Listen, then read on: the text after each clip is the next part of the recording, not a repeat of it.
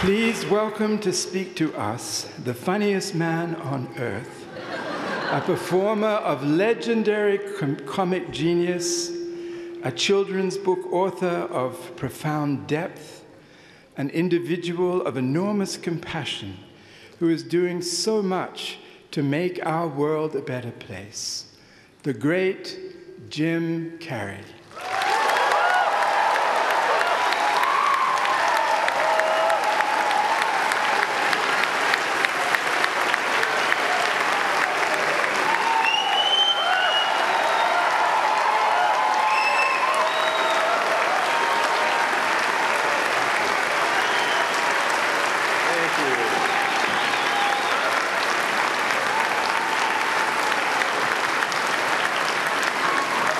Sitting down for? I was going to milk that for a while. You guys can stretch that out in post, right? You can make that longer in the edit. Thank you, Bevan. Thank you all. Jai Guru Dev.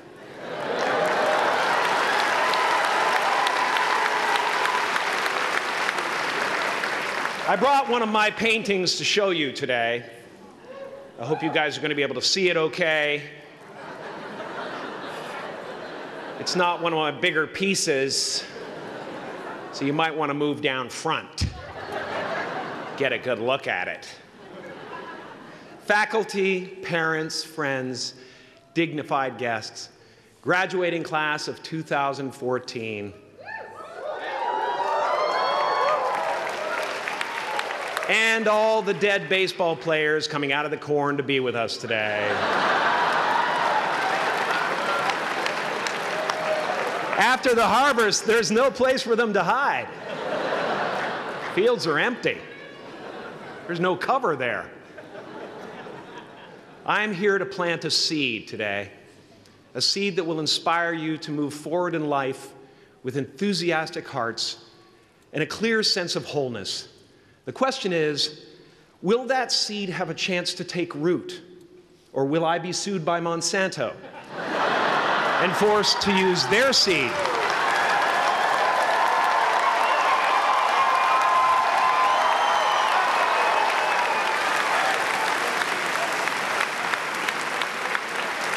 Which may not be totally Ayurvedic. Excuse me if I seem a little bit low energy today, whatever this is. I slept with my head to the north last night. Oh man! Oh man! You know how that is, right, kids? Yeah. Woke up right in the middle of Pitta, couldn't get back to sleep till Vata rolled around. Crazy.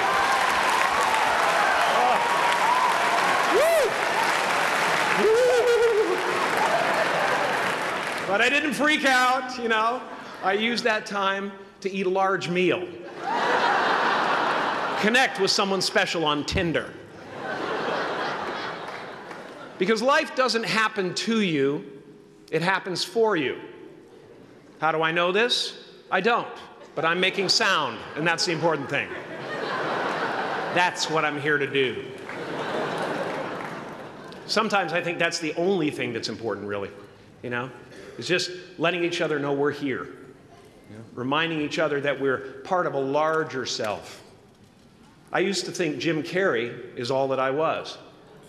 Just a flickering light, a dancing shadow, the great nothing masquerading as something you can name.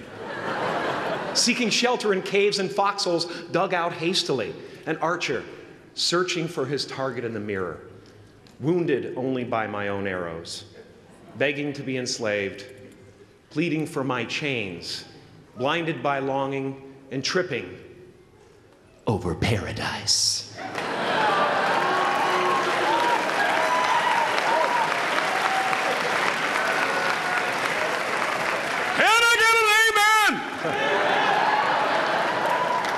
You didn't think I could be serious, did you? I don't think you understand who you're dealing with. I have no limits.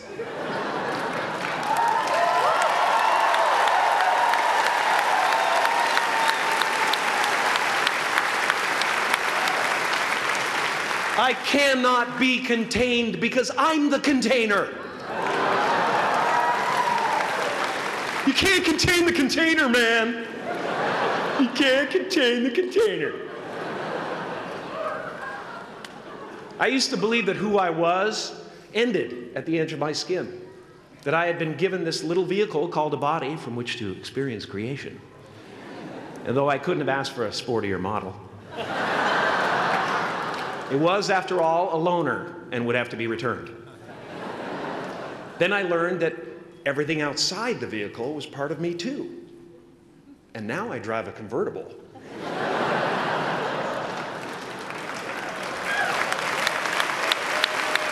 Yeah, man. Top down, wind in my hair. Woo!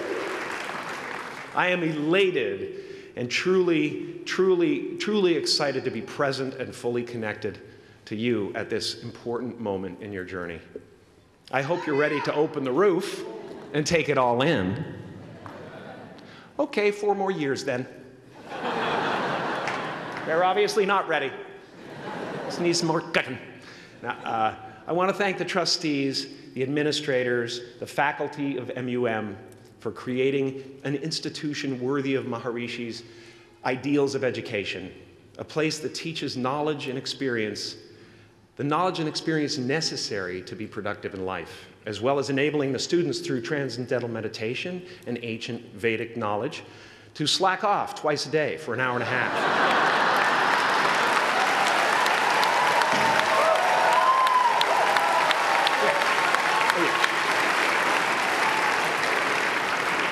Don't think you're fooling me. But I guess it has some benefits.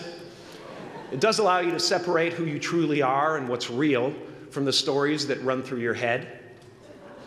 You have given them the ability to walk behind the mind's elaborate set decoration and to see that there's a huge difference between a dog that is going to eat you in your mind and an actual dog that is going to eat you.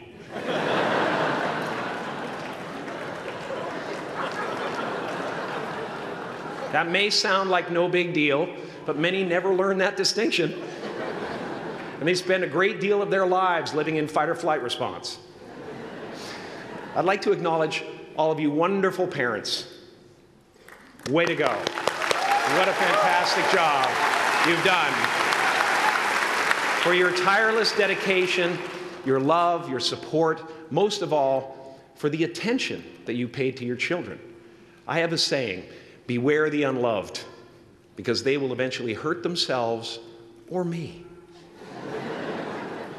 But when I look at this group here, you know, I feel really safe. I do.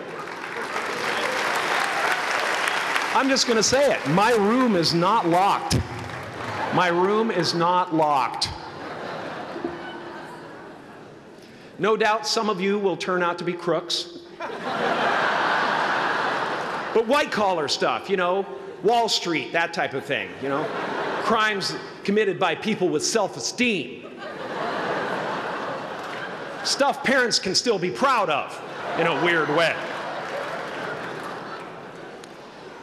And to the graduating class of 2017, -3. You didn't let me finish. Congratulations.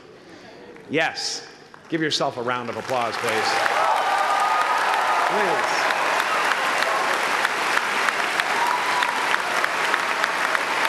Yeah.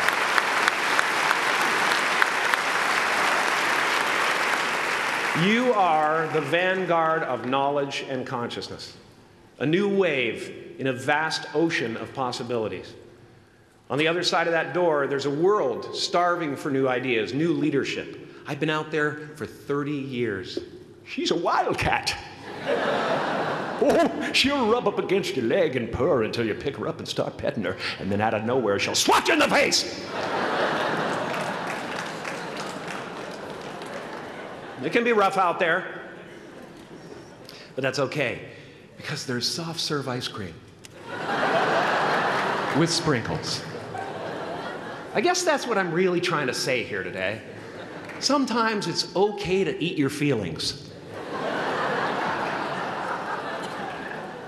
Now, fear is going to be a player in your life, but you get to decide how much. You can spend your whole life imagining ghosts, worrying about the pathway to the future, but all there will ever be is what's happening here, and the decisions we make in this moment, which are based in either love or fear. So many of us choose our path out of fear disguised as practicality. What we really want seems impossibly out of reach and ridiculous to expect, so we never dare to ask the universe for it. I'm saying I'm the proof that you can ask the universe for it. Please.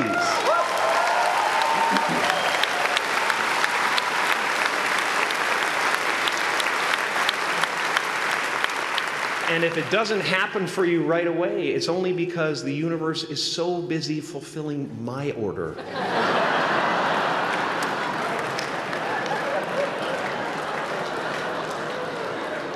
Party size! My father could have been a great comedian, but he didn't believe that that was possible for him. And so he made a conservative choice. Instead, he got a safe job as an accountant. And when I was 12 years old, he was let go from that safe job. And our family had to do whatever we could to survive. I learned many great lessons from my father, not the least of which was that you can fail at what you don't want. So you might as well take a chance on doing what you love.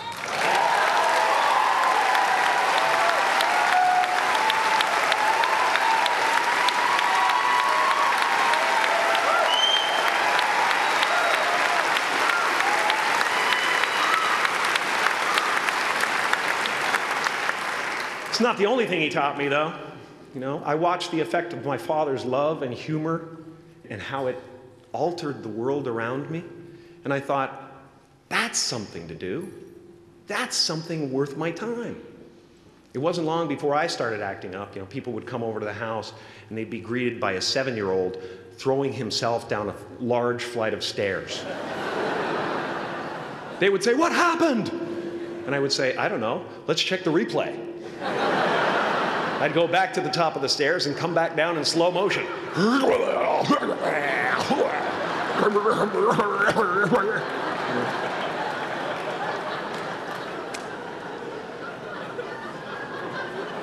It was a very strange household. My father used to brag that I wasn't a ham, I was the whole pig. And he treated my talent as if it was his second chance. When I was about 28, after a decade as a professional comedian, I realized one night in LA that the purpose of my life had always been to free people from concern, just like my dad. And when I realized this, I dubbed my new devotion the Church of Freedom from Concern. The Church of FFC.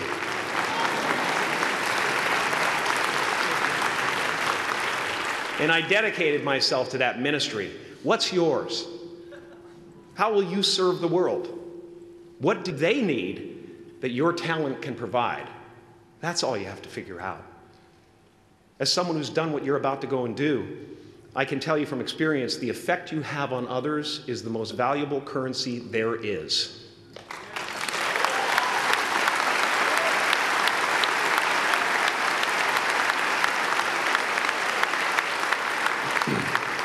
Because everything you gain in life will rot and fall apart, and all that will be left of you is what was in your heart. My choosing to free people,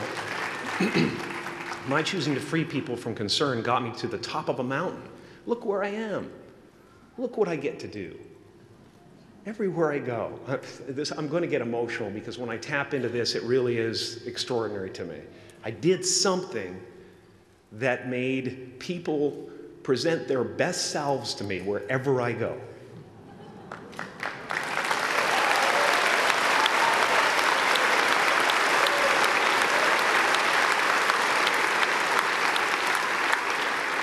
I am at the top of the mountain, and I was, and the only one I hadn't freed was myself, and that's when my search for identity deepened. I wondered who I'd be without my fame. Who would I be if I said things that people didn't want to hear? Or if I defied their expectations of me? What if I showed up to the party without my Mardi Gras mask and refused to flash my breasts for a handful of beads? I'll give you a moment to wipe that image out of your mind.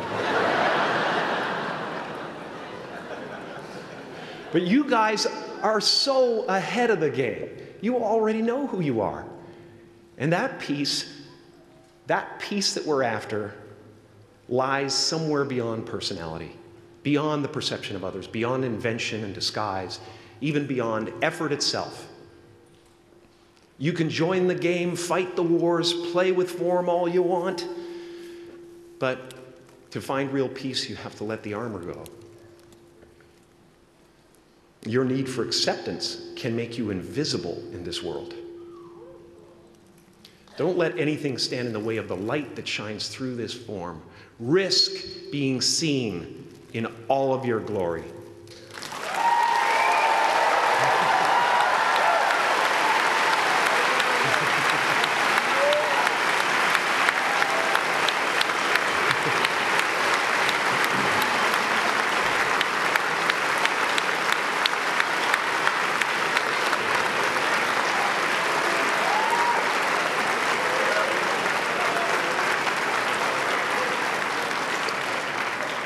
It's not big enough.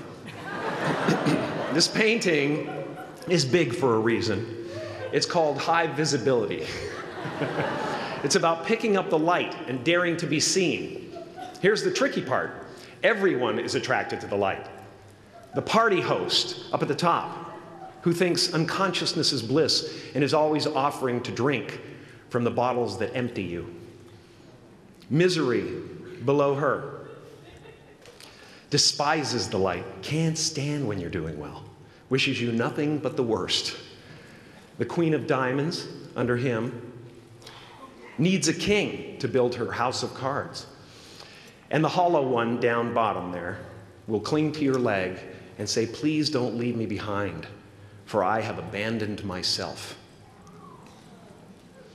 Even those who are closest to you and most in love with you, the people you love most in the world, will find clarity confronting at times. This painting took me thousands of hours to complete. And when I was finished, thank you, thousands of hours, yes. I'll never get them back. I'll never get them back. I worked on this for so long. I was weeks and weeks like a madman alone on a scaffolding. And when I was finished, one of my friends said, this would be a cool blacklight painting. So I started over.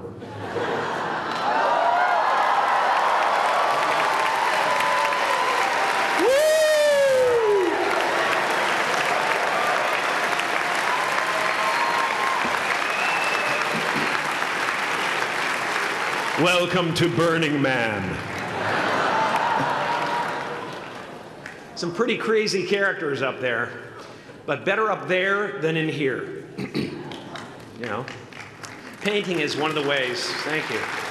Painting is one of the ways I free myself from concern, a way to stop the world through total mental, spiritual, and physical involvement. But even with that comes a feeling of divine dissatisfaction, because ultimately, we're not the avatars we create. We're not the pictures on the film stock. We are the light that shines through. All else is just smoke and mirrors, distracting, but not truly compelling. I've often said that I wished people could realize all their dreams and wealth and fame, and so that they could see that it's not where you're going to find your sense of completion. Like many of you, I was concerned about going out into the world and doing something bigger than myself, until someone smarter than myself made me realize that there is nothing bigger than myself.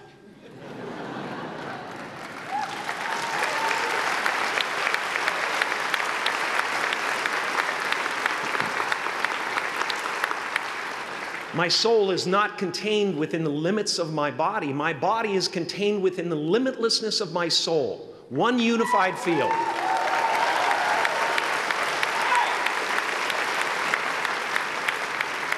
One unified field of nothing, dancing for no particular reason, except maybe to comfort and entertain itself.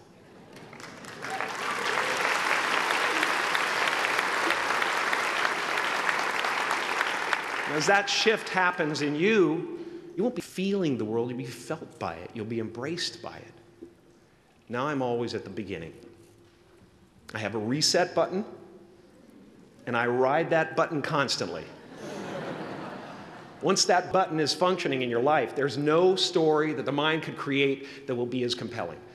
The imagination is always manufacturing scenarios, both good and bad, and the ego tries to keep you trapped in the multiplex of the mind.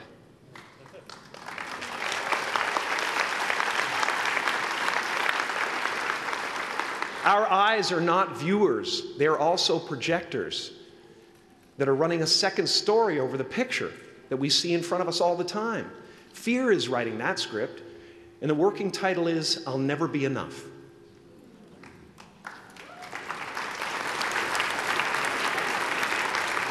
Now you're going to look at a person like me and say, how could we ever hope to reach those kind of heights, Jim?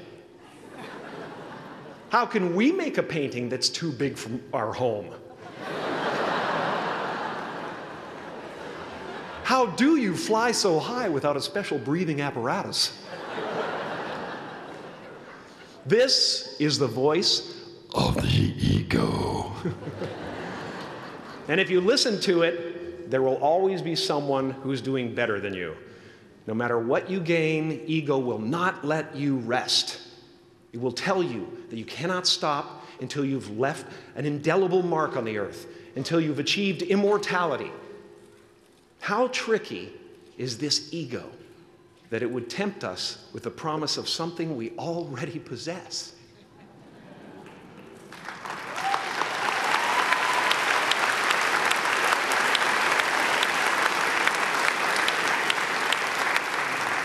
So, I just want you to relax. You know, that's my job. Relax and dream up a good life. I had a substitute teacher from Ireland in the 2nd grade that told my class during morning prayer that when she wants something, anything at all, she prays for it and promises something in return, and she always gets what she wants.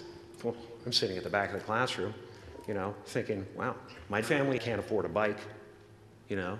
So I went home and I prayed for one. And I promised I would recite the rosary every night in exchange. Broke that promise.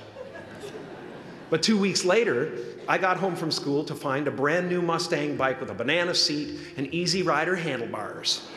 Yeah. From fool to cool. My family informed me that I had won the bike in a raffle that a friend of mine had entered my name in without my knowledge whatsoever. So that type of thing has been happening to me ever since. And as far as I can tell, it's just about letting the universe know what you want and working toward it while letting go of how it comes to pass.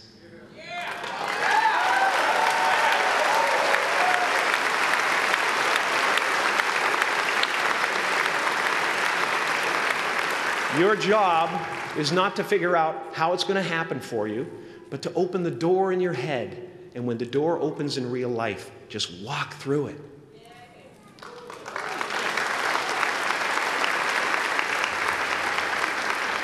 And don't worry if you miss your cue, because there's always doors opening. They keep opening. And when I say life doesn't happen to you, it happens for you, I really don't know if that's true.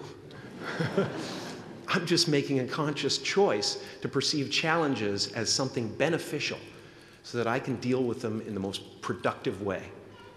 You'll come up with your own style. That's part of the fun. Oh, and why not take a chance on faith as well?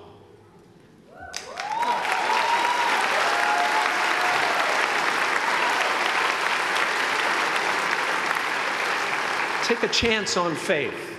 Not religion, but faith. Not hope, but faith. I don't believe in hope. Hope is a beggar. Hope walks through the fire, and faith leaps over it.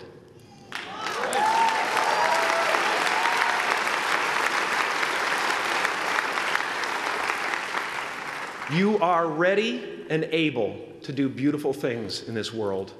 And after you walk through those doors today, You will only ever have two choices, love or fear. Choose love, and don't ever let fear turn you against your playful heart. Thank you so much. Thank you, Miguel. I'm so honored.